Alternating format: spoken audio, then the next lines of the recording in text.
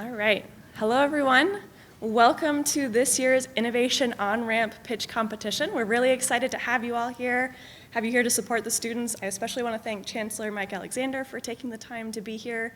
We really appreciate the support from across the university to make this event happen. So some of you probably already know, but you might not all be familiar with Innovation On-Ramp isn't just this one day. So there's this competition, which is sort of the culmination of it, but Innovation On-Ramp is also a course. So we have a free 5-week course that any UW Green Bay student can enroll in, and it sort of walks them through all of the steps of what does it take to put together a pitch? What does it take to figure out what's a problem worth solving, figure out what a solution could be? What are those assumptions, the roadblocks, who are some mentors you can meet with, and then even practicing presentation skills as well. So I know some of our presenters today went through that course, so hopefully that was beneficial for them. This year we had about 300 students go through the course. Like I said, it's free and open to any of our students, so we're hoping to grow that in the future as well. And we've really appreciated the ability to do that across campus with the collaboration with WiSys as well as faculty from across the university. So let's see, today I'd also like to introduce next Susan Gallagher-Lepak, the Dean of the College of Health, Education, and Social Welfare, as well as thank the rest of the planning committee. So we had quite a team putting all of this together, between putting the course together as well as the weekly workshops that we offered for students.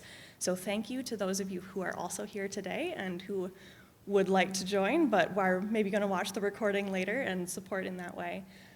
So thank you all for being here today. Susan?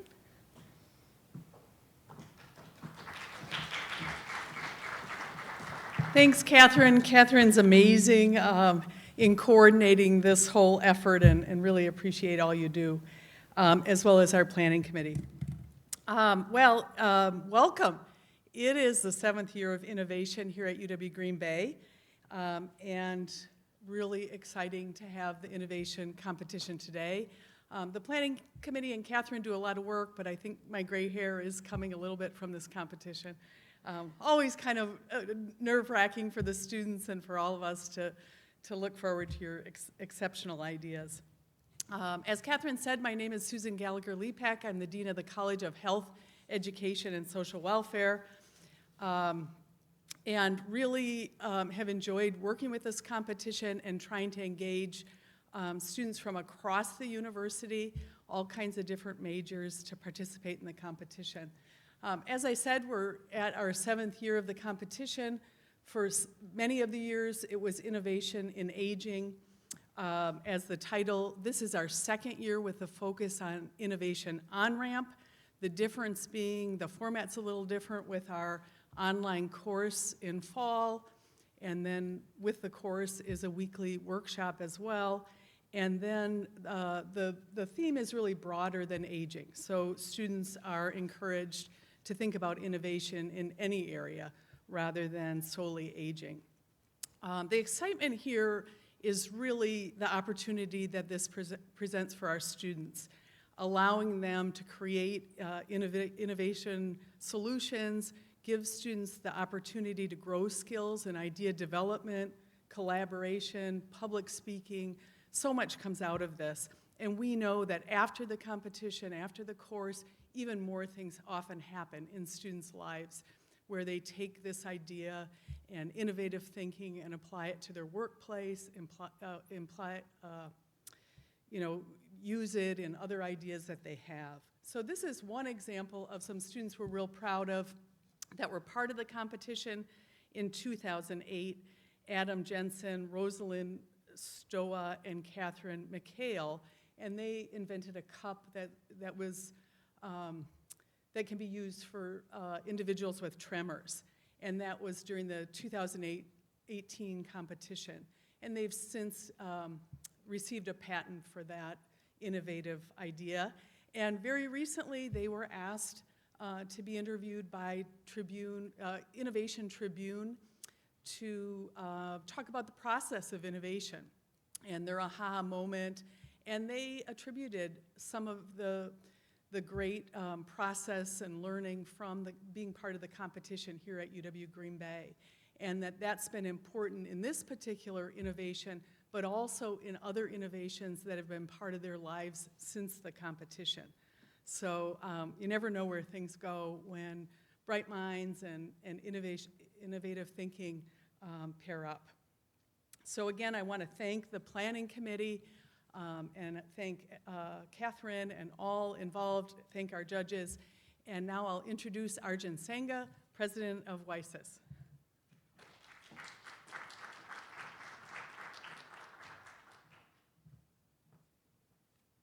Yeah, thanks, Susan. It's a real honor to be here and really exciting to see how far this has come.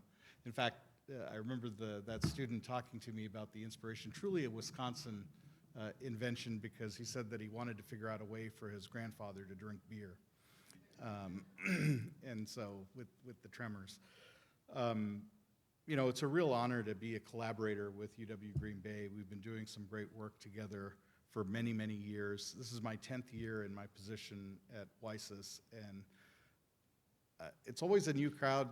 Susan, you can close your ears because I tell these stories over and over again. But you know, my first year that I was here, I visited Green Bay as I was going to visit all 11 campuses, and I met with Susan. And the very first thing that she did was, you know, after we started talking and we were brainstorming and a lot of excitement, she said, "You need to come into this classroom." And she just took me into a classroom, and then we just started talking to students about intellectual property and innovation. And I think that was kind of the beginning, the spark of, you know, for WiSys really to think about doing much more for the schools that we work with than just working with faculty. We work with faculty, we look for faculty inventions, but it really opened our eyes to this idea of how do we get students more engaged in this process and what value could we provide. And then another small thing, but turned out to be a big thing through the pandemic was, you know, Susan talked to me about how can we do some of these things remotely? And then, you know, WiSys started doing video conferencing and that kind of thing pre-pandemic. And then once the pandemic hit, I mean, a small silver lining was that people were willing to turn on their camera. And now we're doing a lot more of that and getting a lot of collaborations across the state and getting people to work together. So that's really exciting. You know, Susan has been a tremendous advocate for WiSys here on campus, and you know, in 2021 we recognized that with an Innovation Champion Award, and you know, I think that every year she's just been just a terrific supporter of innovation. So you should feel very fortunate to have somebody like Susan on your campus.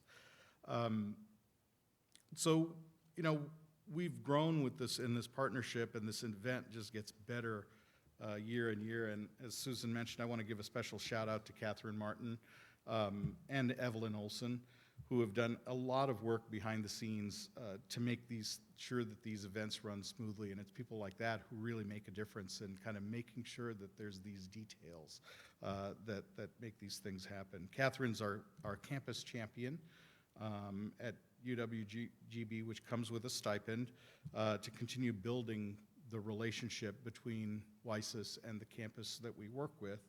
And this partnership has proven to be a great investment. I think that it really shows how this collaboration, the success of this, you heard 300 students here at Green Bay. We had another 60 at Platteville this last year, and we're hoping to expand this kind of activity across the entire state. And who knows how many students we can get engaged in learning about innovation. And as I think about, you know, the pandemic, I think about two things that there's many things that we've learned, but two of the major things that we've learned was, one, science is really important, science and research, and two, innovation is really important, right? So with science and innovation, you know, we needed to understand this disease, and we needed to really understand what was the transmission of it. When we were in the dark with that, we were doing all kinds of things to protect ourselves, but we didn't even know what we were supposed to be doing until scientists really analyzed and figured out what was the source of that problem. Then we could innovate, and we could figure out ways in which we could do something about it. And you know, in the science world, you know, the masks and even understanding which kinds of masks would be really effective. But even last year in our competition, if you think about the social sciences, I understand that there was a group that was looking at how do student organizations get more visibility, right? If you're all cut off from everybody, how do you get people engaged? And so this innovation is important in every area, in every field, and we see that with, and I'm really excited to see what the students have come up with today. So I mentioned Kathryn and Evelyn, who's been working at WiSys for about a year now, coordinates WiSys events and grants. We keep her busy with numerous events across the 11 campuses, and we've already engaged 600 people this fiscal year, and we have yet to have our, all the spring events, so we're gonna get a lot of activity across the system. So we're lucky to have each of you as part of the team, and I really appreciate that work. For those of you yet to know WiSys, we're a not-profit organization that supports research and innovation across the UW system and the state. In practical terms, and we support institutions like UW Green Bay, who's one of our partners. We do that by connecting researchers to grant opportunities and supporting every stage of their work. We also market their ideas. We provide intellectual property assistance. So for example, we did the work to patent that idea.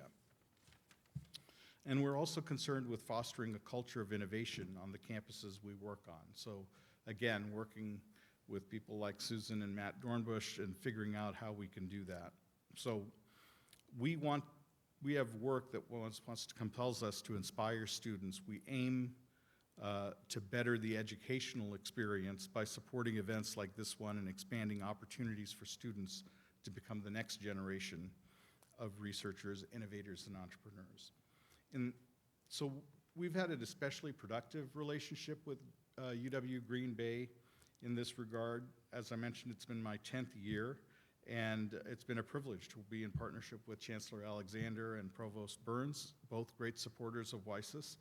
In the past 5 years, UW Green Bay researchers have been successful in applying for more than $500,000 in WiSys directed grants. So that's, and those are reviewed. So it's, I think that shows a level of excellence as, these are competitive grants, and that Green Bay has been very successful in achieving that. So I'm, very excited about the work that goes on here. One of the interesting research projects that we had the pleasure to support was the work of Green Bay Associate Professor Ken Webb, who's doing some exciting things in the field of aquaculture. We had provided a WiSys scientist grant and allowed him to kind of be a postdoc here, and then he transitioned onto the faculty, and I believe that work is continuing, which is really exciting. And then, in the past 5 years, in terms of invention, which is really exciting,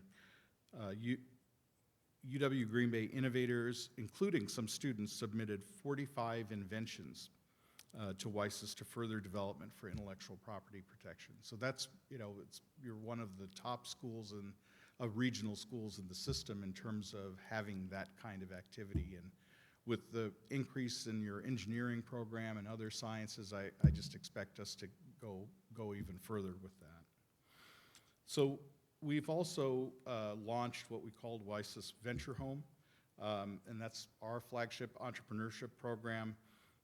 The Venture Home was in collaboration with UW Green Bay and the Chamber of Commerce, and Lamar is here, Lamar Banks from the Chamber, and thank you for your partnership and support in that. And I think that's this is a program that we're looking at to see how do we connect the resources that we have at the university centrally with WiSys and in the community and tie them all together to make it very easy for entrepreneurs in the community to find the support that they need, including student entrepreneurs. So we look forward to those of you that are coming up with new ideas to keep working on them beyond graduation and have a soft landing spot to be able to build that idea and attract resources. So we're excited about being here and really excited about the partnership, and I really appreciate again the collaboration and the spirit in which we're able to put on this kind of event. We wouldn't be able to do it without our partners here. without the planning committee, without Kathryn. It really takes that collaboration to make this kind of event work. And it's one of those, one of the things that I talk about. WiSys received accolades on behalf of our regional schools in the last, I think it was 2 or 3 years ago, where we were ranked number 2 in the country, number 2, in innovation, impact, productivity among small research universities. And that's the collection of the 11 schools and the unique model that we have and all the work that we're doing. So it's really a testament to the work that goes on at our schools, and I'm really excited about that. So with that, I'm going to turn it over to Tony Hansen. Tony is our regional associate, and he's responsible for managing intellectual property and licensing initiatives. He's UW Green Bay's point of contact to WiSys, and he works to facilitate, those partnerships. So, Tony, take it away. Thank you.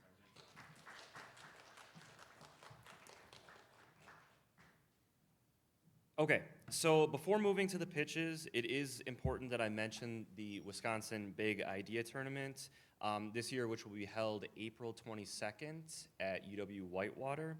And the winner from today's competition will advance to the Big Idea Tournament to represent UW Green Bay. So this event is a great opportunity for students to showcase their businesses and connect with business professionals from around the state. And of course, there are cash prizes. And while the students winning their campus qualifier event will advance to the Big Idea Tournament, there is also an opportunity for students to submit an at-large application for a chance to compete as well. So I just wanted to mention that. Okay. Yeah. Oh, yeah, sorry. That's a great observation. That's Sydney Gang there holding that certificate. Sydney was the winner of this competition last year who went on to then compete at the Big Idea Tournament and did very well there too. So yeah, and unfortunately Sydney couldn't be here today. She had a recent surgery that she's recovering from, I think on knee or ankle or something like that. So we're missing her here as we carry on with year 2. Okay, so then on to the main event. So today we'll hear pitches from 4 student teams. They will each have 6 minutes to pitch, followed by a little bit of Q&A from our judges. And then after our final pitch, the judges will step away. They'll have a chance to tally their scores, to deliberate. And meanwhile, our audience will be entertained by a round of innovation trivia led by UW Green Bay Senior and WiSys Ambassador Kim Kruger.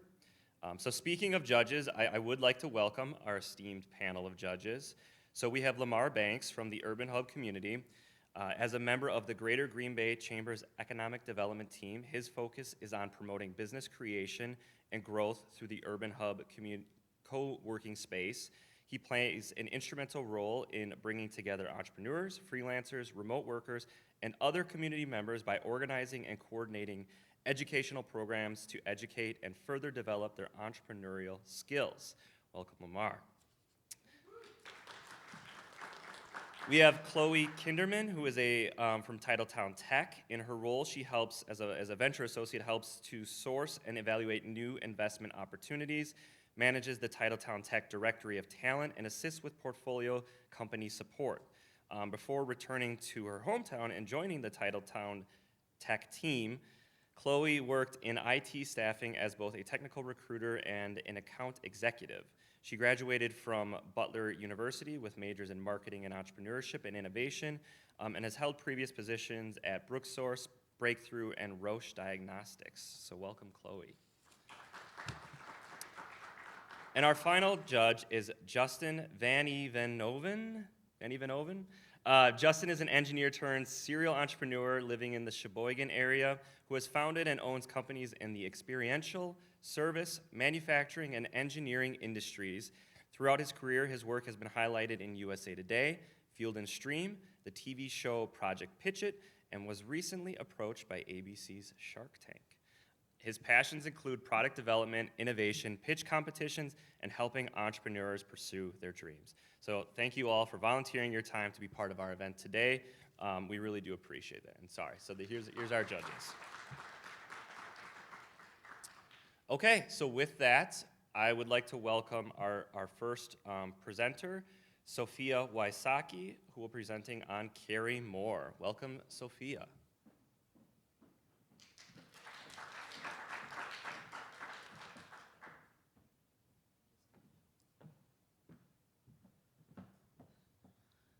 Is this on? Wonderful.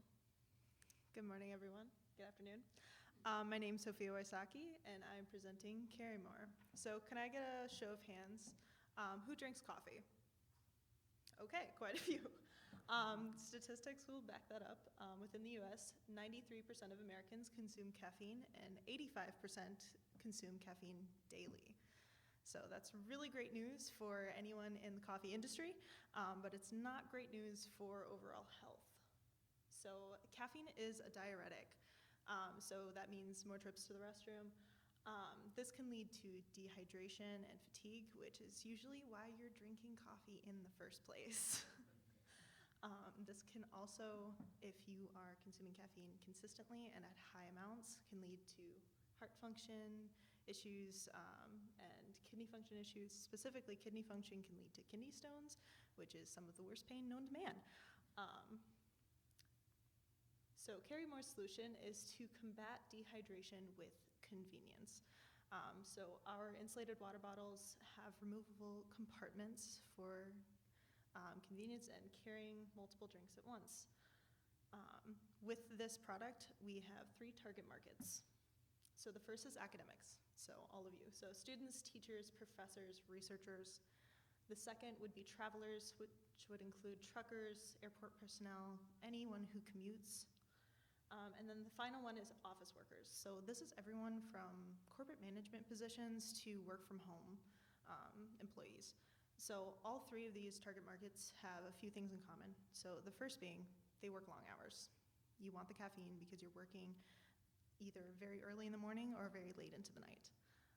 And they have very high stress or movable jobs, so you don't want to be carrying more than 1 water bottle at a time.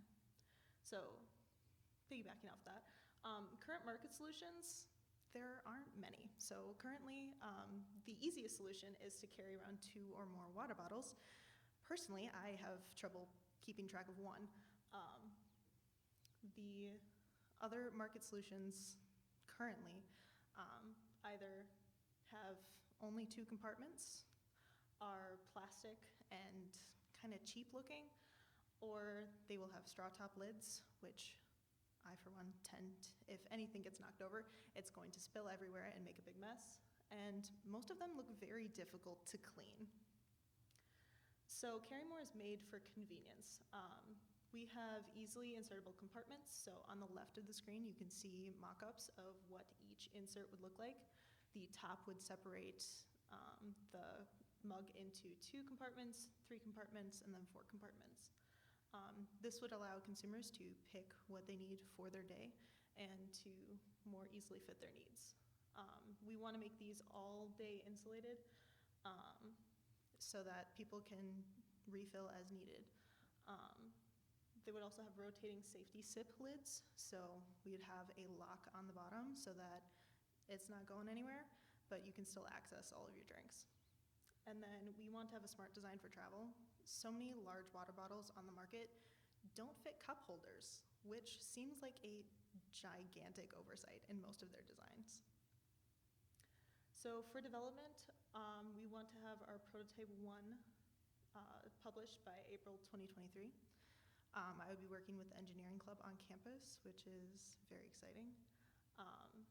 The second step would be product testing. So we'd have a group of anywhere from like 25 to 50 students using these water bottles every day to see what helps them, what is hindering them. And then for our third timeline point is October 2023. That gives us more time if we need to go back to the drawing board and make some more edits to better fit our audience. And then I would want our initial launch to be at January 2024. Thank you.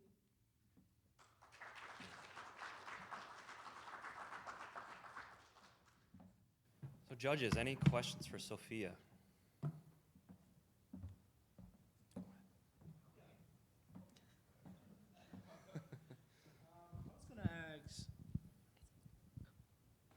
Hey, really loud. Okay. I wanted to ask, so is the problem the caffeine, like it being bad, or is the problem people don't have enough energy to like last? So the problem is dehydration. So we're trying to combat dehydration with convenience. The whole idea is that caffeine is leading to dehydration, whether that's coffee, whether that's soda, or whether just people need something convenient to carry all their products. Okay.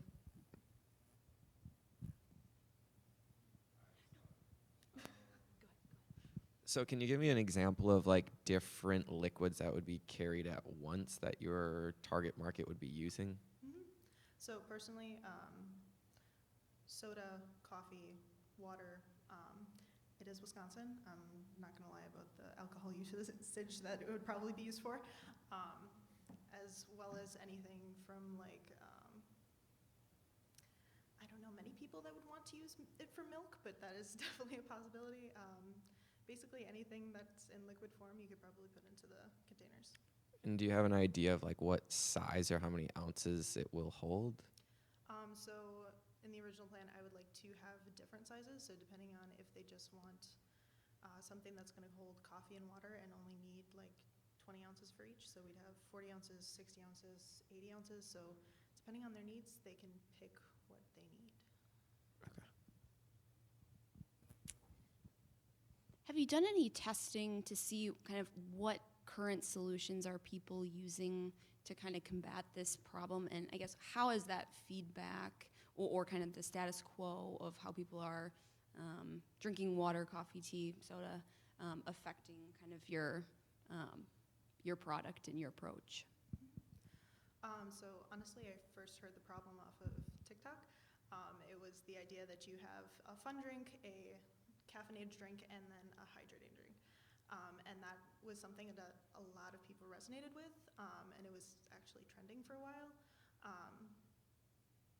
When I looked at current solutions, the most I could find was 2-compartment plastic, cheap-looking water bottles. So from what I'm seeing, there is a huge gap from what people would like to see and what people have. Currently, there's a really big push about Stanley cups. They're very insulated, very high quality. And if we can have something similar that meets people's needs better, then I think that would be a great market opportunity. So with the bottle, did you create the bottle yourself? I have not yet. Okay. So with what the bottle can do, you said it filters out certain things. Is that right? No, it would not be filtered. Okay. So if I was to, have coffee, like what would take the caffeine out or reduce that? So it's not the fact of taking caffeine out of people's systems, it is the fact of rehydrating them. So having water like within a different compartment so that they can easily rehydrate, so that they're not draining their systems. Okay.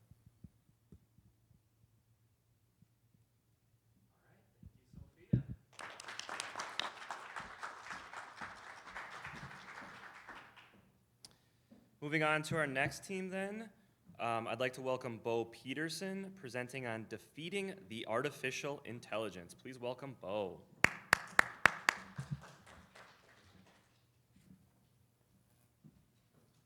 Hello everyone, my name is Bo Peterson. Is it real or is it AI? Artificial intelligence has been spreading across the educational system at a rate we've seen like never before. For those of you who don't know what this is, it is a software and system that students, or pretty much anyone, can enter a simple prompt in and get a response generated in no time. The problem here is that educational professionals are struggling to tell the difference between students' work and the AI's writing. Now you may think to yourself, well, that could be fairly simple for low-end writers, and you're right, that is. However, moving up to the upper level education systems, the AI in students' writing is fairly similar. Now, one AI chatbot in particular that I did a lot of my studying on was ChatGPT, owned by OpenAI. So I decided to dig in a little bit more and do some own playing around with it. So I gave it a fairly simple prompt, which was to write a quick summary about sharks in the Atlantic Ocean. So I gave the system the prompt, and then within seconds, it begins to generate its own summary all on its own. Now, of course, it's not going to be perfect, but neither is students' writing. So this merely would take students maybe 20 minutes, simple. However, they take this prompt now and can get a generated response in about 45 seconds and turn it in as their own work. So I decided to push the limits a little bit and complicate things a little bit more and told it to write me a story and gave it certain credentials. And as you can see, as soon as I clicked the enter button, it gave me a pretty well-written story, and how you can see as it continues going of writing it all on its own, pulling from data across the entire web, compiling it, and doing to what the user asked. So previous solution mapping to this would be a software called Turnitin. And though this software has been used for multiple years, the educational professional takes the student work, enters it in their system, and it flags phrases and words that were found on the internet. However, AI is different. AI gathers thousands of words that are not affiliated with each other and creates its own summary. So when they go to put this system and turn it in, it flags it as fine, and it is the student's work. Now, of course, a solution to this would be in-person writing. Everyone comes in, the teacher proctors them, perfect, no worries. Everyone's doing their own work. However, in today's world, that's not the case. There are multiple online classes that would be very hard to try to proctor through a screen to make sure the students are doing their own work. So I come before you today to propose a solution, to develop an algorithm to detect the AI writing. How I do this is by looking at how the AI develops a summary. Rather than turn it in, which looks for words and phrases, my software looks for how it was created, which every time you hit that enter button, the computer has code and algorithms which deciphers and puts together said summary. So this will then reduce the amount of AI that's being turned in and calling students' work their own. My development plan with this is to begin by currently giving the AI multiple different prompts and analyze them. Give it the prompt, look how it's coded. Give another prompt, see how it's coded. Do this thousands of times until I give a relevance algorithm that I can be put into my own software. So once I develop my software, I will take given algorithms that I found and give them key notes, so when the professional puts the student's work in there and it sees how it was developed with the algorithm, it will then pop a red flag and the teacher will know it's been copyrighted. So then we would take the software that I've developed and be able to sell it to educational professionals from high school, even lower, to all the way up to the university level. So you ask yourself, why is this important? Well, from little on, we were always taught to think critically for ourselves. With this new system out and about, that all goes away. Students need to know how to complete their own work so they are credible in today's world. And lastly stating this is to stay true with the university's mission of becoming individual problem solvers and becoming more academically advanced. Thank you.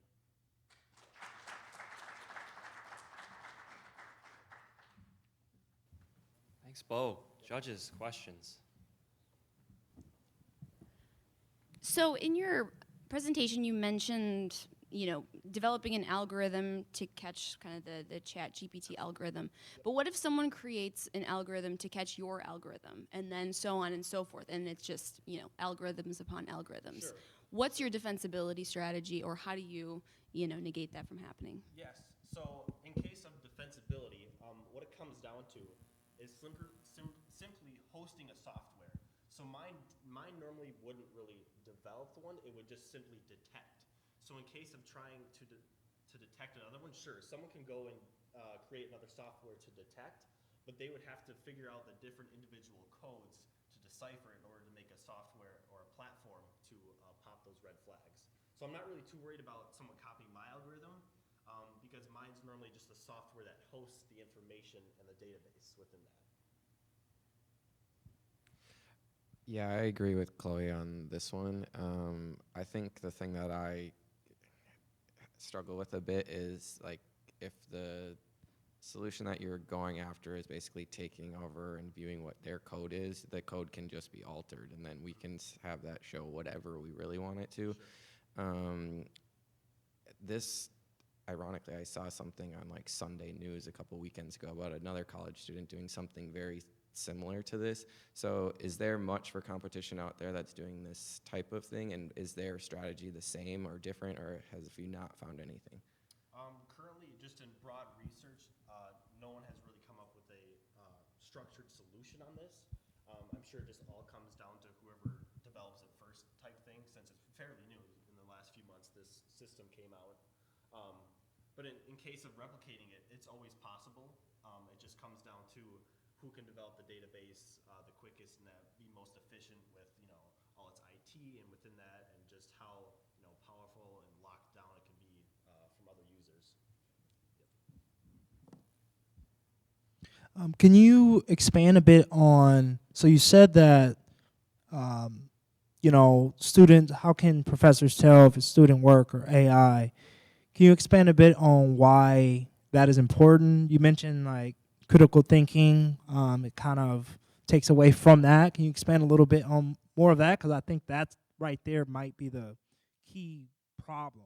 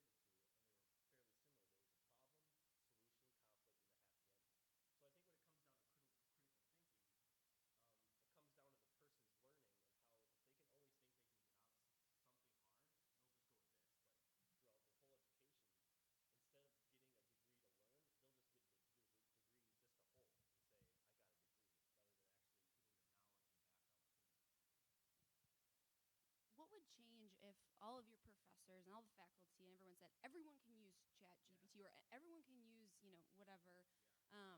I guess what do you think your creative writing piece may have been, or what impact do you think it could have? Helpful, hurtful?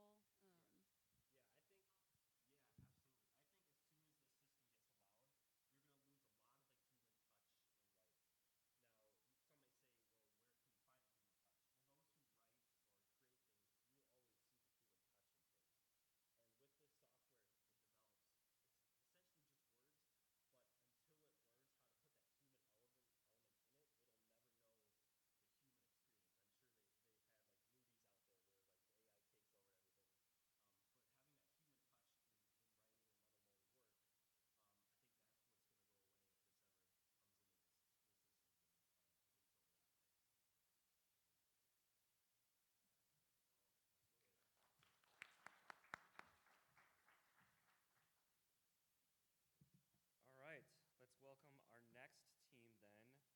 We have Mitchell Bell presenting on engineering solutions for communication. Please welcome Mitchell. Just one? All right,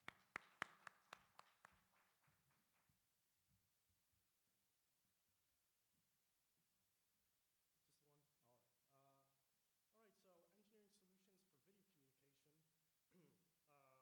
uh, so just a little introduction into video communication and production. Video communication is crucial in our current media landscape. Video communication drives a lot of engagement on social platforms. It also has a very competitive edge in our fragmented media landscape, which makes it crucial for things such as social media, marketing, brand imaging, as well as public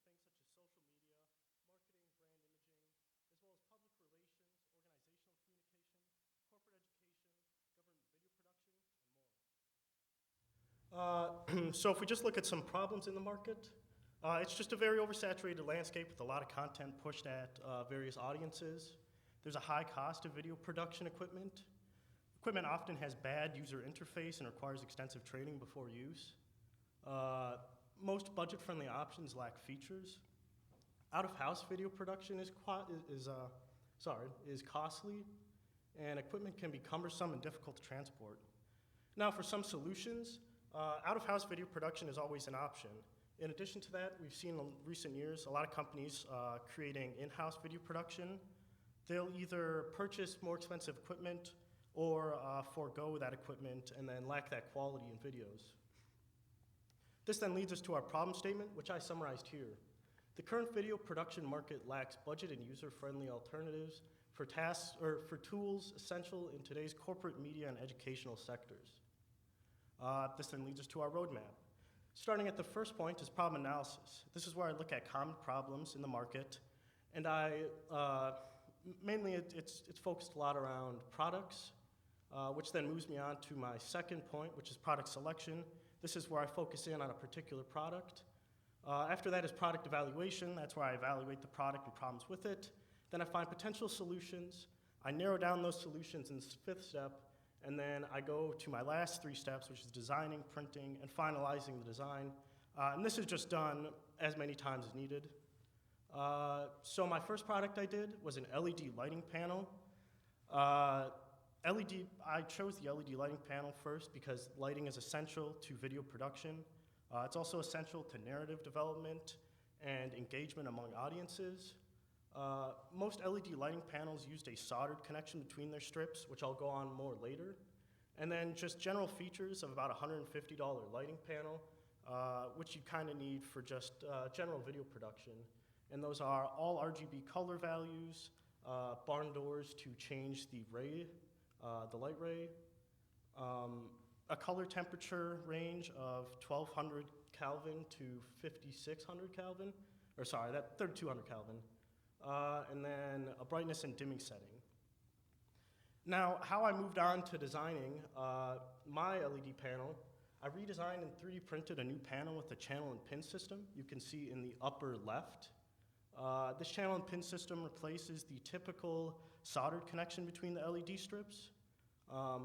Overall, this solution is easy, cheap, and very fast to mass produce, and it requires far less knowledge and experience than soldering. In addition, it requires less time, and it maintains a reliability similar to soldered connections. Now, more about my product, the features of it. The panel features all RGB color values, so pretty much any color you can imagine. It features a brightness and dimming setting. The housing features a barn door feature, and then a similar color temperature range. Overall, the cost for this board and its housing is $14, including the plastic needed to make it. I've also done safety tests to see how the tensile strength of the panel would be affected after the board, obviously the strips emit heat. And I found it able to operate safely for multiple hours. And just how I got here from product analysis to current board design, took about 3 months, 18 models, and a little over 10 designs. And overall, the result is a cheap and durable lighting panel that has a very simple user interface. Now, future plans. I plan in the future to research, examine, redesign, print, and manufacture additional video production tools. Potential tools I can use are dollies and railing systems, gimbals and action shot equipment, camera suspension systems and suits, control panels for studio production, and more. Thank you.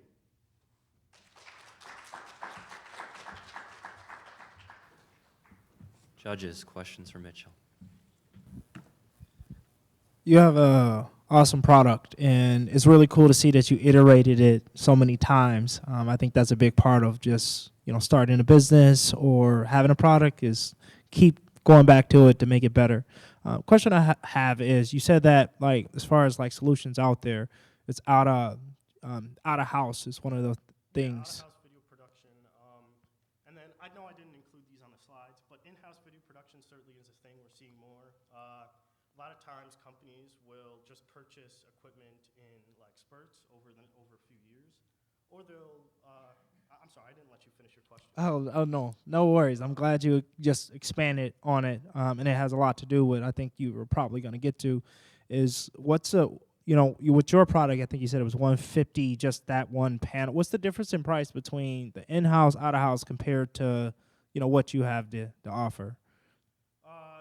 So the price of out-of-house video production, obviously you're paying like a contract salary to the video production company, or you can purchase boards that are already on the market, which are about $150 to about $300, and that's per panel.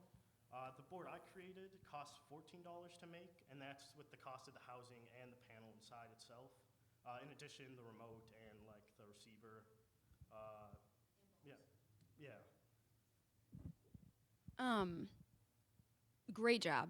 I really like the space. I understand the problem, and I think the opportunity is big. In the beginning, you mentioned video editing is hard and expensive, and you took us on a great journey in a different direction than I thought you were. But if you're ever interested in creating a better, easier video editing software, I think that's another great idea. So I just wanted to make that comment. All in, what do you think it would take to bring even just the first lighting kind of redesign that you did? What do you think it would take to bring that to market, and is that something that you want to do? So yeah, that's certainly something I want to do. Currently, I'm working with the UWGB Communications Department, and I'm producing this equipment for them this semester because we lack a lot of this equipment, especially lighting. Following that, I'll have a lot of student examples that I can use to showcase my products. Then I can certainly take this product to e-commerce. I mean, there's a big target audience with content creators, as well as like corporate video production and government video production. Yeah. So in terms of manufacturing, so currently you're 3D printing them, right? Yeah, but, yeah, sorry, go on. No, that's I am currently 3D printing the boards. The boards take about 4 hours to print themselves. The pins take about 10 minutes. And I have to print 8 pins, I believe, per board. However, I could certainly go a mold route. I would just have to print a reverse mold and then probably use like a resin substance, which I think is doable because LED just has a low heat emission. Yeah, I think it'd be interesting to explore that side of it in just terms of like injection molding or resin molding, or like kind of which direction to go in. I guess side-by-side comparison in terms of like lumen, brightness, etc. Like, is it the exact same? Is it better? Is it? Yeah, it's very similar lumens. It all depends on the strip I want to get.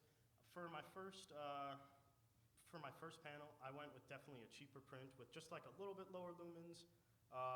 I'm sorry, I don't have the exact numbers. I just know they are comparable to lights that are on the market.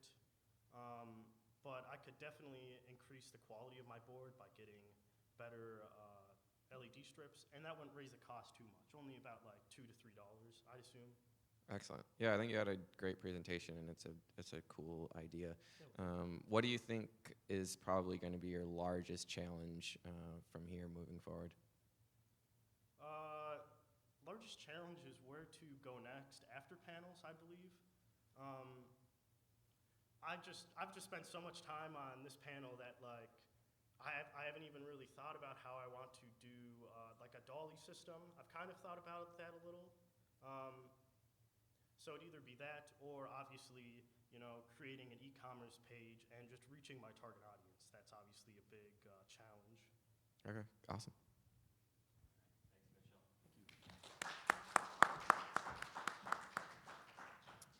All right, then welcoming our final team to present, we have Ben Holtz and Trenton Udovich, representing the Ski and Snowboard Club, and they'll be talking about fresh air. So please welcome Ben and Trenton.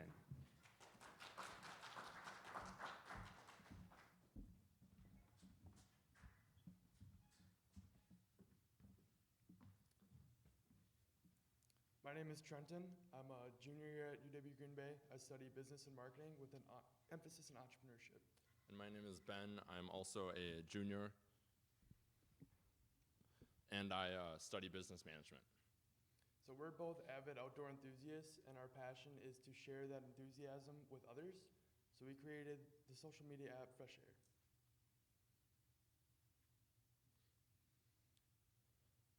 So the main issue here is that not many people are able to go outside and they don't find that motivation to get outdoors.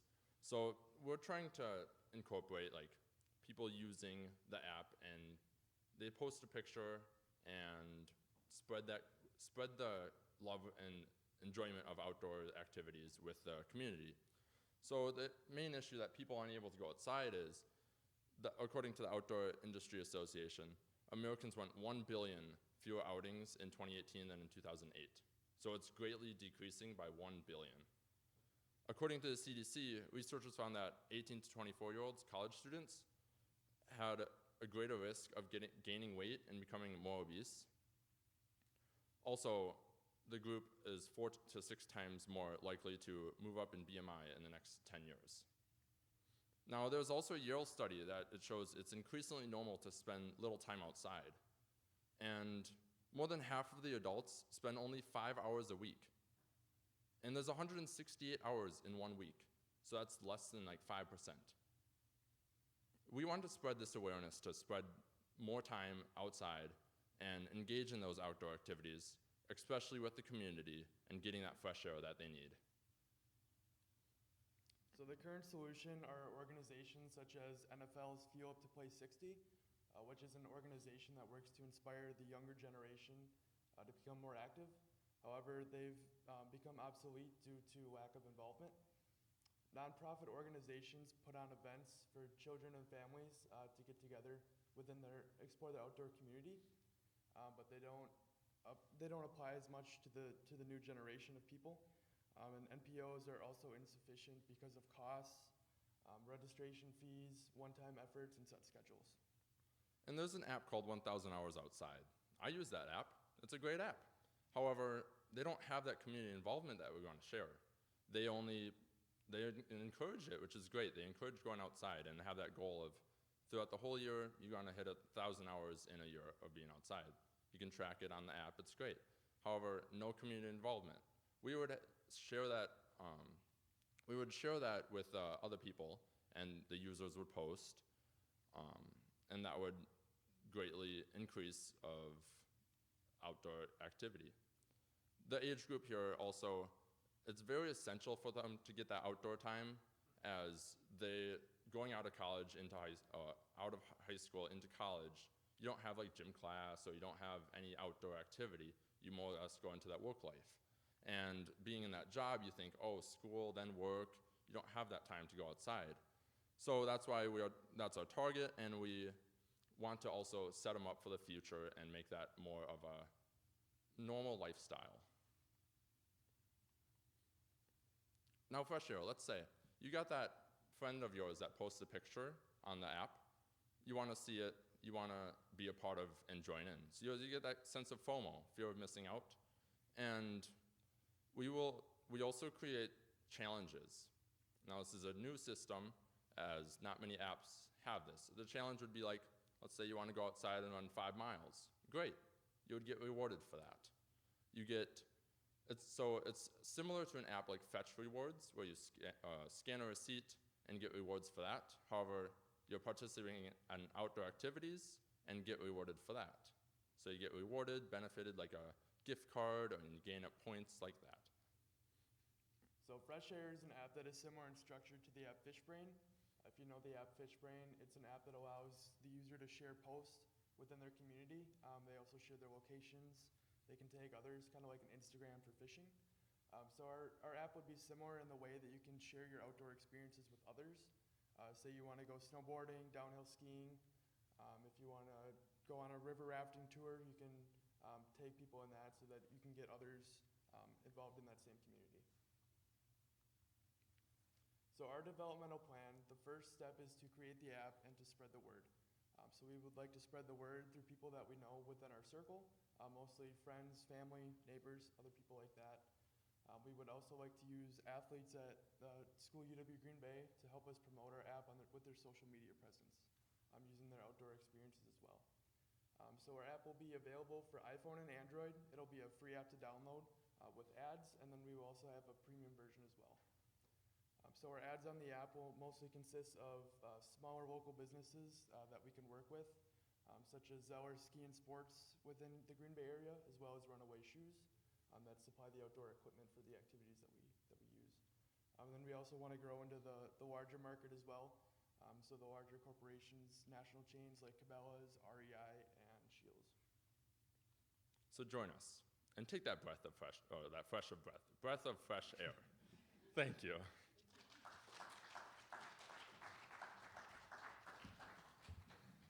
All right, judges, any questions?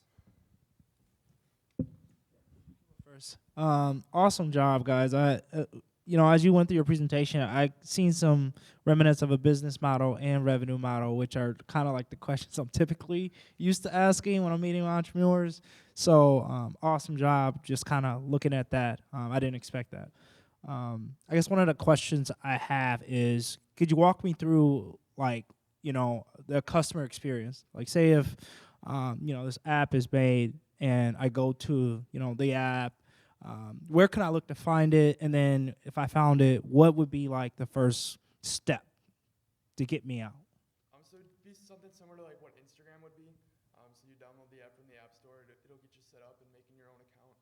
And then usually like the first step would be to share your own post and then tag users as well and get everybody else involved. And our goal is not to like fight over Instagram. That's not a competition. We don't really have a set competition. It's more like a new idea of promoting as like a social media page or a social media app, but also the main focus is being outdoors and spreading that love for being outside. So in the beginning of your presentation, you mentioned the stat about 18 to 24-year-olds being 4 to 6 times more likely to increase their BMI, or increase their BMI at that rate.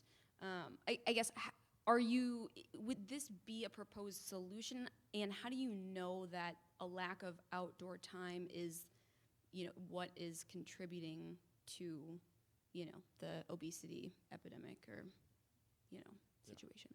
So I would say with we were looking at the target market of 18 to 24-year-olds, just because we want that college students necessarily, they're generalized as like not, I want to say poor, because of the student loans and stuff, yeah.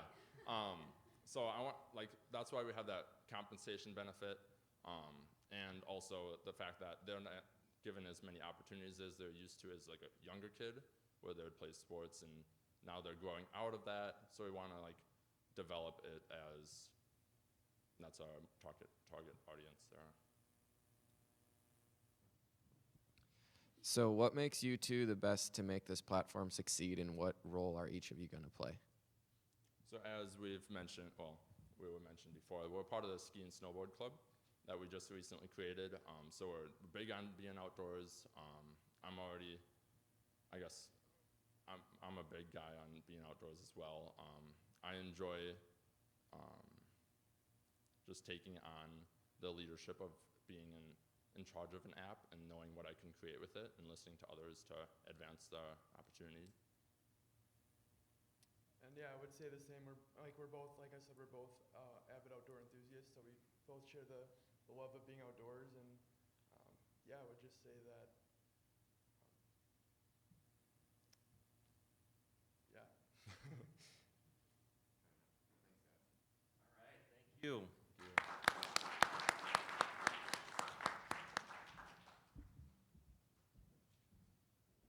Okay, so that concludes our pitches. So I'm going to ask our judges to gather your score sheets, your refreshments, if you'd like a refill or to grab some food on the way. You'll be heading out to the separate room for your score tallying and deliberation. And then we'd like to give our audience an opportunity to similarly head down and help yourself to the refreshments. Our presenters can breathe and relax at this point. The hard part's done. And then shortly, Kim, our ambassador, WiSys ambassador, will be coming up to lead you all in a round of innovation trivia while our judges chat. So stay tuned, everyone.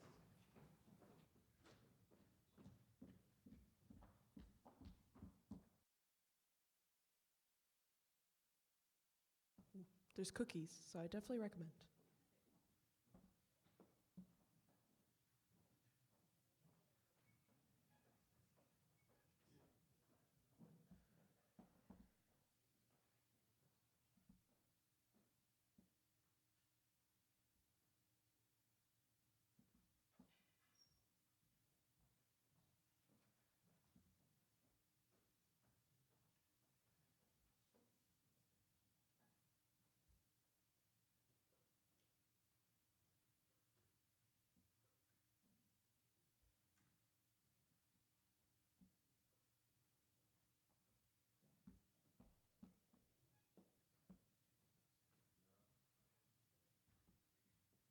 in the meantime, if you want to get logged into the Kahoot on the screen, you can use the QR code or go to kahoot.it and put in that code.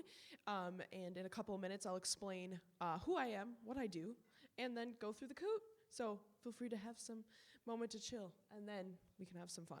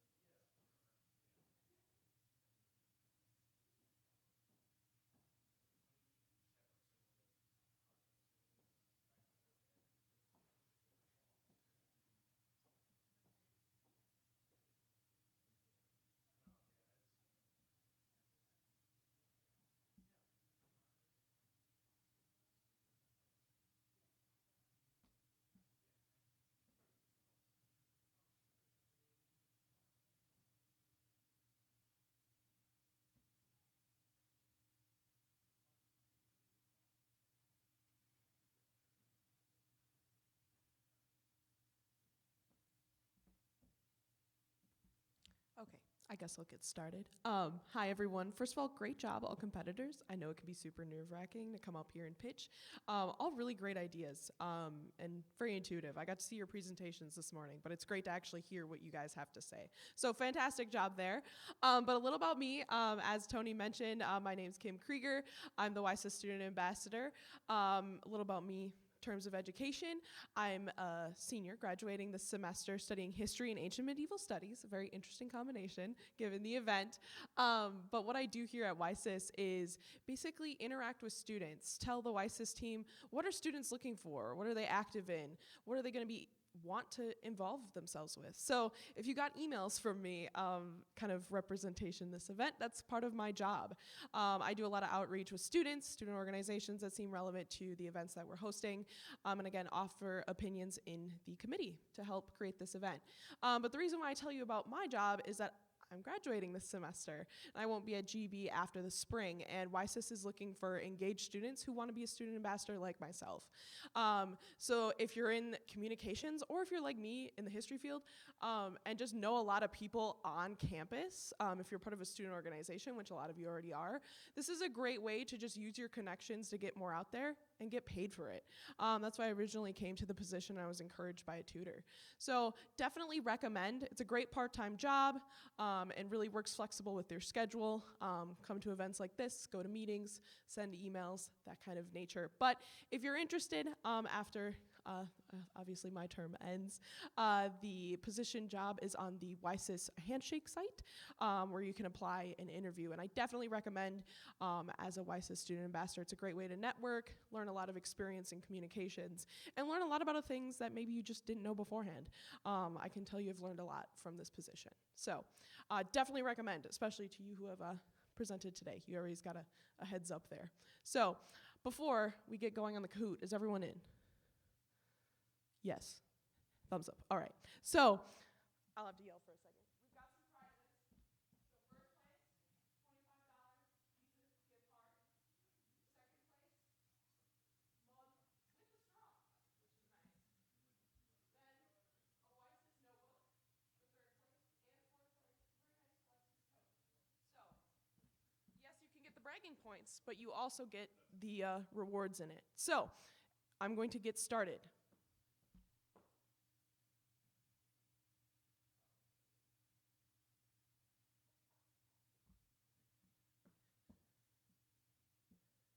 Usually there's music.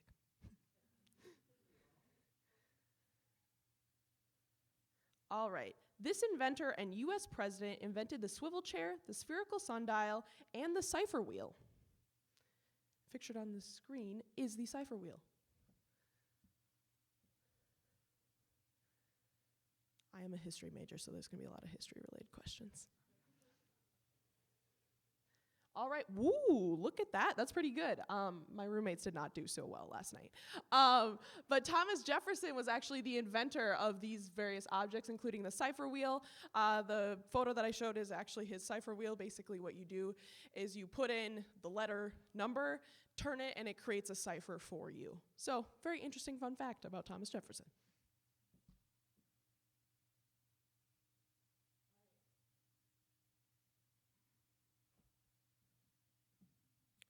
How many innovative thinking badges were given out to students during the Innovation On-Ramp? So that's this fall semester.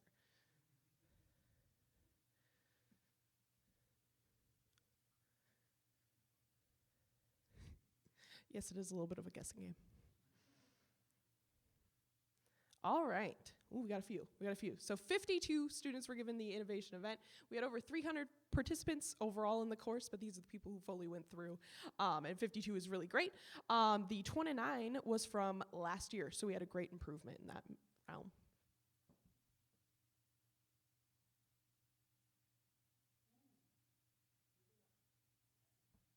True or false question?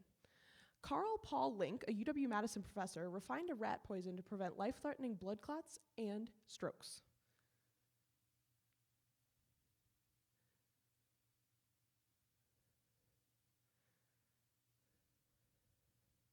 True. Yes, this is kind of a fun fact.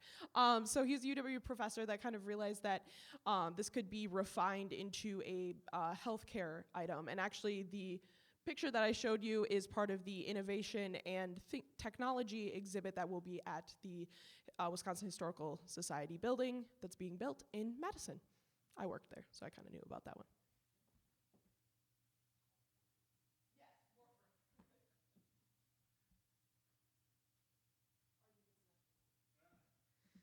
Who was the first American female to patent her invention, which is a method of weaving straw with silk?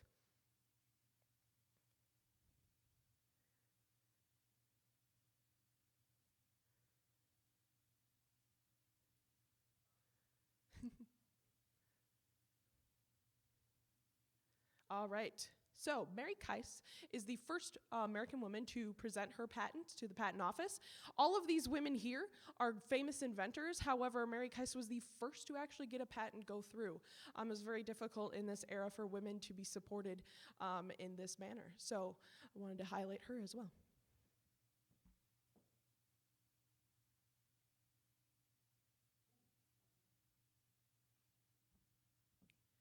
When was UWGB's STEM Innovation Building opened? I hope I got this date right. Okay, 2019. I believe when I looked at the article online, the doors opened in 2019, so that's kind of the specific one, but the STEM building is a great building for not only STEM students, but also the local Green Bay community. And I use specifically the doors opened. That was my citation.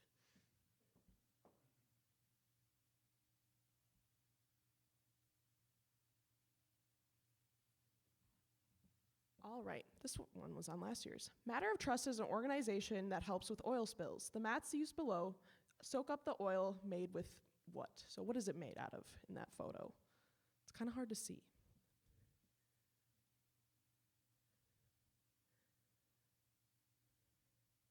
Correct. This is my favorite question from last year, so I put it on here too. But Matter of Trust is a really cool organization that uses donated animal and human hair to create mats to soak up oil spills. And it was partly the idea of a barber who saw that oil could soak up oil, and then there was a recent oil spill, and he said, why don't we combo the two together?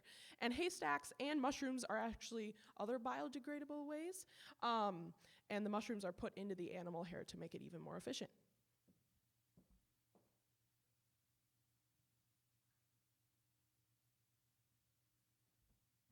True or false? might have been seen it earlier. These UWGB alumni crafted a cup for those with hand tremors. True or false? They participated in this event. I created this before the earlier presentation was made. Correct. Free answer.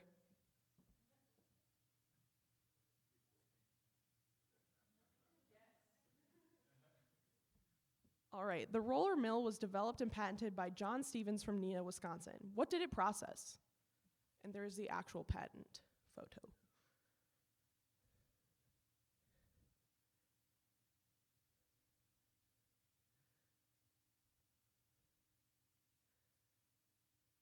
Ooh, that was a pretty even spread. Wheat. So he worked in a flour mill and wanted to create a more productive way. At that time, a stone roller mill was being used and it could create 200 barrels a day. But when he found that steel was the best, they could get 500 barrels a day. So great improvement.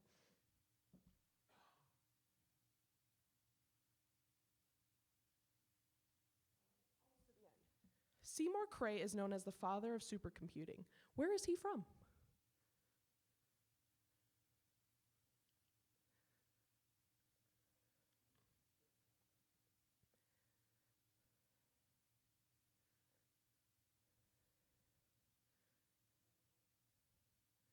Correct.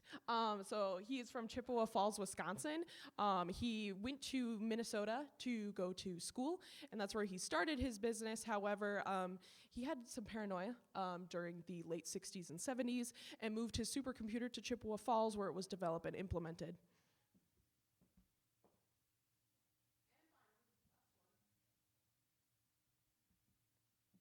Sydney Gang was last year's winner of the Innovation Pitch event.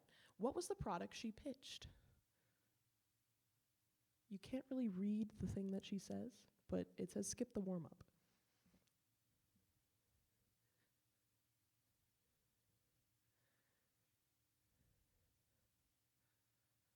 Correct. She did an improvement for knee sleeves used by athletes, but she's also a member of the weightlifting club on campus, so had to do a little sneak out there. All right, we'll get to our winners.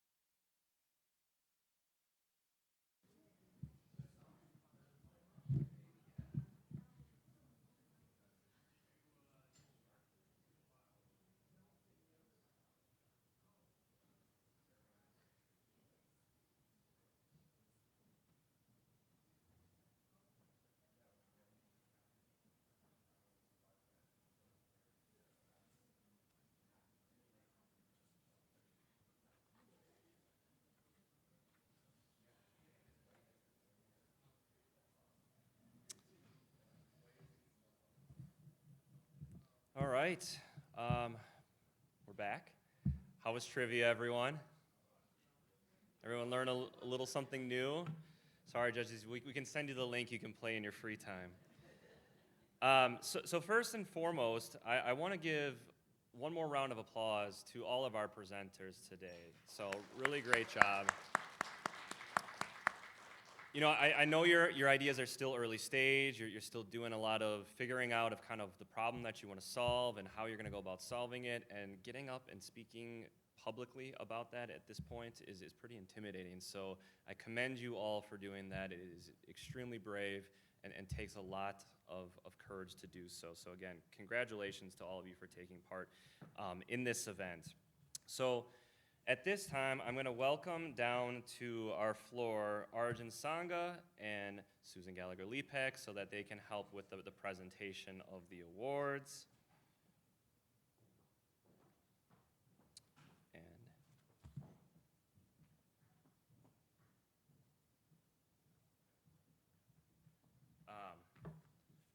Is this our photographer? Is this the best place to stand with our students, or should they go more center stage since we are in an auditorium? Okay, so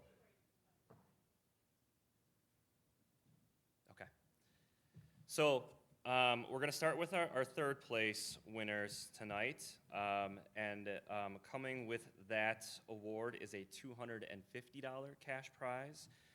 So our third place winners are Trenton Udovich and Ben Holtz for Fresh Air. Come on down.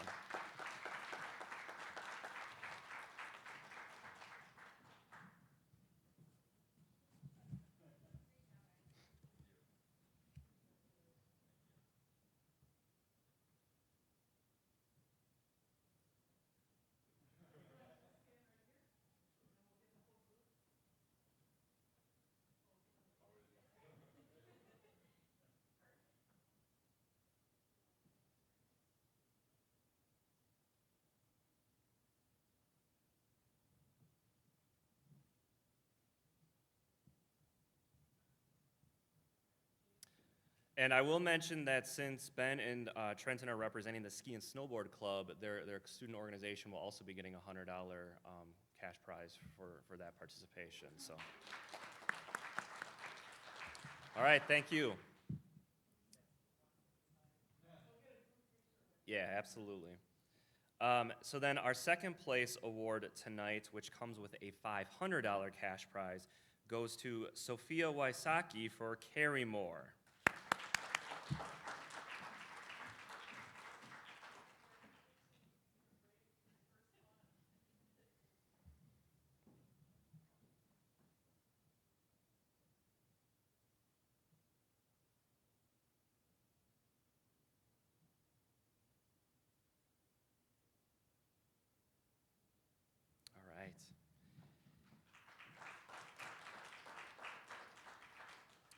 And then our first place award tonight for the 2023 Innovation On-Ramp Pitch Competition that comes with a $1,000 cash prize goes to Mitchell Bell for Engineering Solutions for Communication.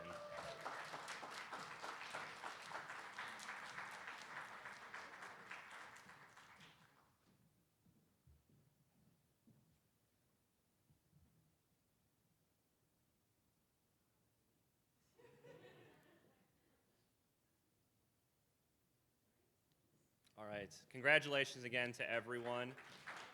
What I do want to mention to all of our participants is that our judges have kindly offered to provide any feedback, any advice for you to connect with them offline. So if you want to reach out to me, I'm more than happy to connect you with them. And even tonight, before people head out, if you want to kind of go chat with them a little bit too, just to introduce yourself, now is a great opportunity to do so. So again, thank you to everyone for attending. Thank you to our planning committee, to our presenters, and of course our judges as well. So that's it. Thank you.